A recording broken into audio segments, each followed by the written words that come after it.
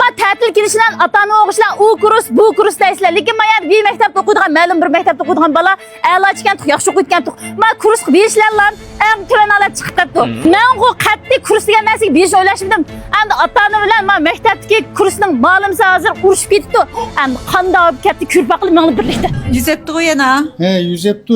Bağaç ilgilep mevatıdı. İlgilep mevtu adam yüzepti malama tadırnam çaplap birdi malum. Bu bal bek akıllık esliğim. Voy aka o'yilqi ballar baktivanib qolganma kurs qilib berib natiz bak tushayotgan odammisanmi?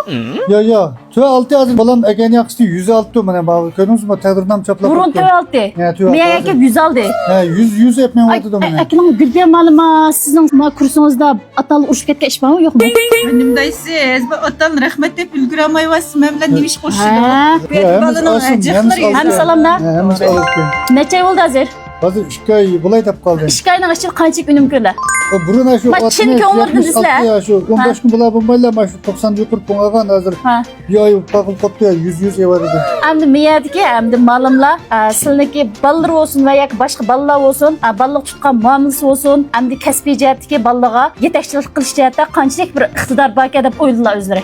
Sizler yaxşı şu bilmegenler şu kulak kumlu kuşganda kuyup düşendiriyor bizip başta öldük koyduk. Akşama kayanken bir vaqt tamaqını birdik tamaqını yapıgan kıllam. Kechtamoq vaqt axı. Atap şurgun işiltip düşendiriyor başta kıldık ya. Muamız pek yaxşı ki. Ondan o'z bu ishga jarayonida balama unimni ko'ribdi. Endi pulni xashlagan tushliq silim unimni ko'riblar. Silim bir mas'uliyatchi atganlar. Ya bek hoş olduk. Mellemez hem balın atası işte koşup gitti. Ay balıma şu mektep go'may gülpe yılar için kaçıp okuyul dep açlak durup kaptı uşak Ondan ballar. o'z gülpen malum ballaga yeydigan ishdigan narsa bekchiq berga o'xshamamdi. Ya ay desne bu asaslı kaç desni belen düşendurdu. Ha, ondan o'sma keldiganlar chaqqan bo'linglarmi? Yuqoridagi ota-onam shunda xirozibdi va endi mana shu kashf kursima oxirlashay deb qoldi. Endi necha kundan keyin endi ta'til bo'ldi emasmi? Qishki ta'tillik. Qishki ta'tillik o'quvchi qabul qilamizlar yo mana shu kashf kursi bo'lamdi? Kışlık tatilde normal okuş balı kabul kılınız. Qabul qilishni endi mana shu yasli boshlang'ich to'liqsiz to'g'ri hammasi bo'ldi. Hem turba to'g'ri. Endi faoliyat qilasiz men kelgan bo'lgandan keyin. Faoliyat qilmayli. Nemish qilsizdan bu ma'rifning ishiga bir sotsiyet qilmagandan keyin qanchalik ajr qilsak uning ajrini ko'rdigan ishchi bu. Endi men kiftima 100 ko'p o'sma e'tiborli faoliyat qildi. Anda qolsa hozirdan boshlab tizim tushgan, oldin tizim tushgan ota-onaga o'qish puli 100 qo'y e'tibor.